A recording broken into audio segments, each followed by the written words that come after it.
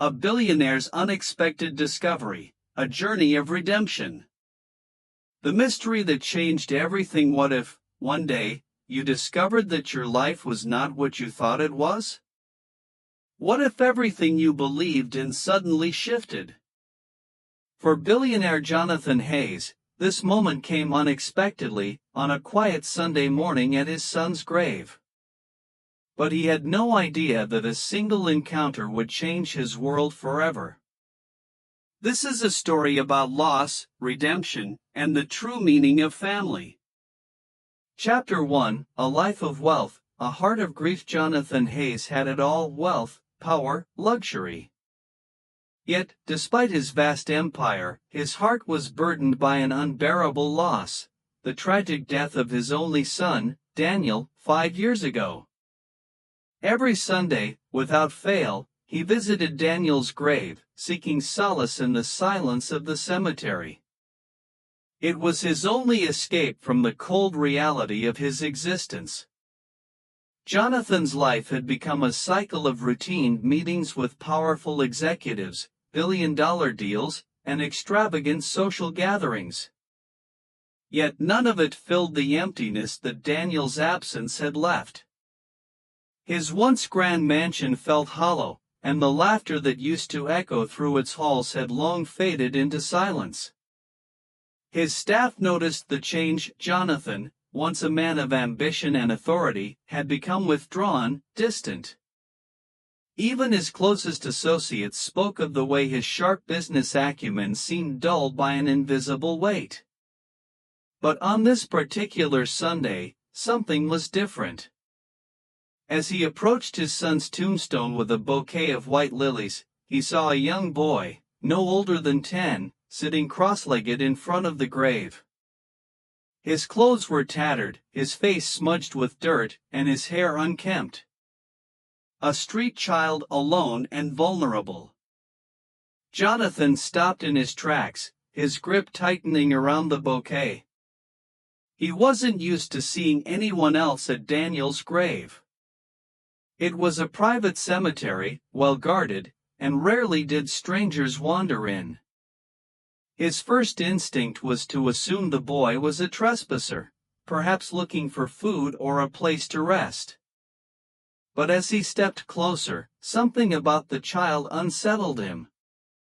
The boy wasn't just sitting idly, he was tracing the letters of Daniel's name on the tombstone, his fingers running slowly over the engraved words as if they meant something to him.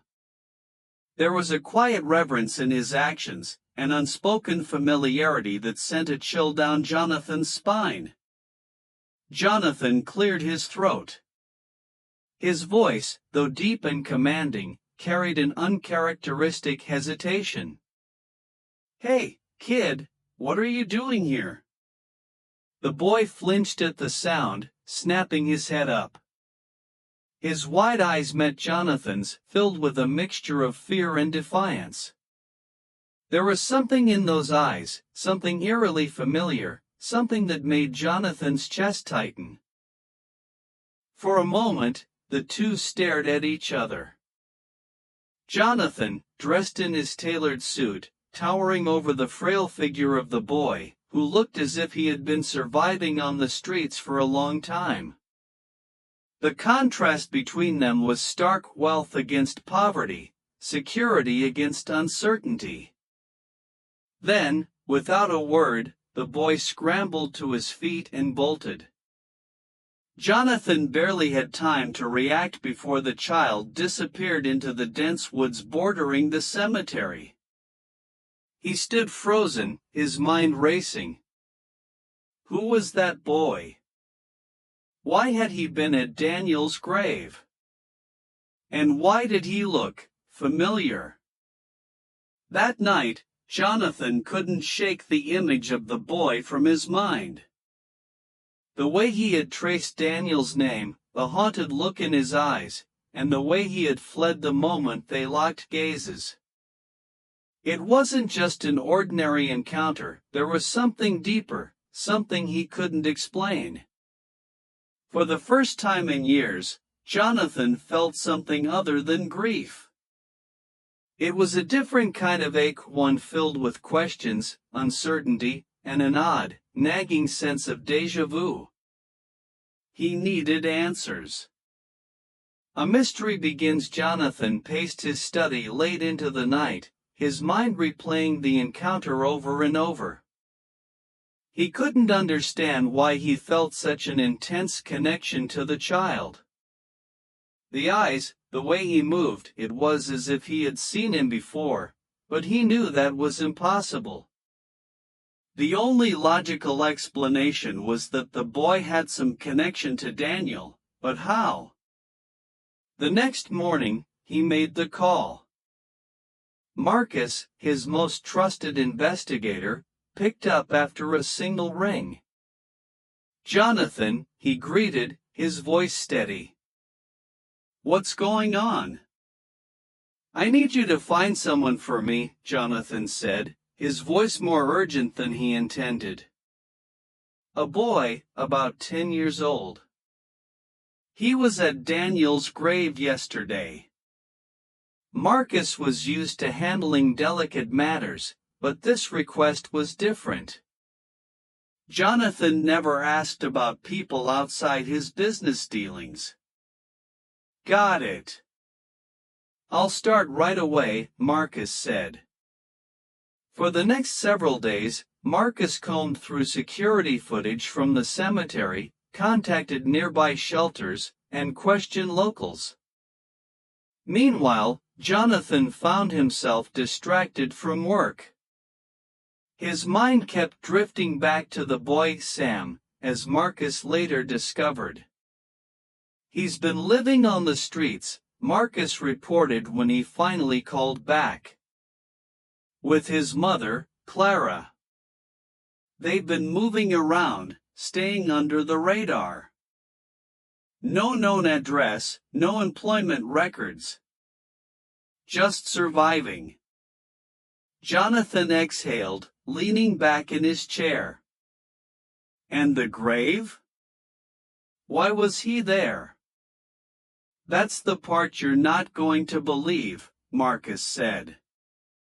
"He's been visiting Daniel's grave for months." Jonathan's breath caught in his throat. "What?" "He goes there often, just sits there for hours. Sometimes, he leaves flowers." Jonathan was silent for a long moment, gripping the armrests of his chair. Why? What connection could this child possibly have to Daniel? And why had he run? "I need to meet him," Jonathan said finally. Marcus hesitated. "Jonathan, this is a street kid. He's probably wary of strangers. You might scare him off." Jonathan's jaw clenched.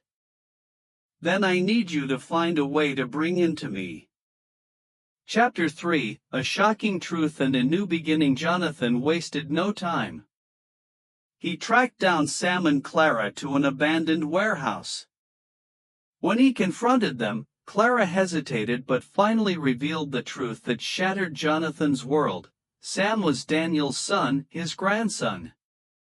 Over the following weeks, Jonathan worked to build a relationship with Sam.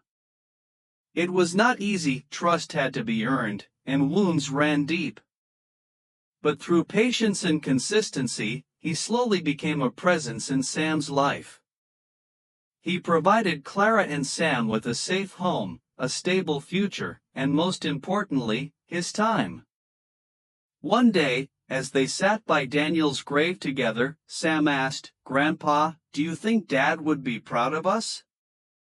Jonathan felt tears prick his eyes. He placed a hand on Sam's shoulder.